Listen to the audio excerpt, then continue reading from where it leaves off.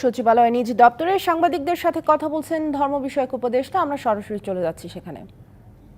বজায় থাকে ইসলামী ধর্ম মন্ত্রণালয় থেকে আমরা একটা চিঠি ইস্যু করেছি বাংলাদেশের বিভিন্ন মসজিদে, এবং ওখানে আমরা বলেছি আপনারা ইমাম সাহেবরা খুতবায় মুসলমানদের অধিকার, তাদের উপাসনালয় সংরক্ষণ, 5 ওয়াক্ত নামাজেও আমরা এগুলো ইমাম বলার জন্য ইমামদেরকে আমরা নির্দেশ দিয়েছি, এবং জান মাল উপাসনালয় তাদের ইজ্জত যাতে অক্ষুণ্ণ থাকে এ ব্যাপারে মানে মোটিভেশনাল বক্তৃতা করার জন্য, ওয়াজ করার জন্য আমরা ইমাম সাহেবদেরকে বলেছি, এবং এটা অলরেডি কাজ শুরু হয়ে গেছে।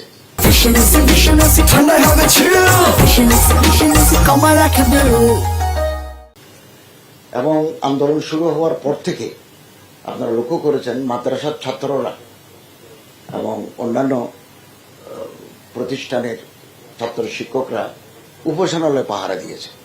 আমি কক্সবাজার আর বাংলাদেশের বিভিন্ন জায়গায় দেখেছি যে রাত জেগে তারা উপাসনালয়ে পাহারা দিচ্ছে।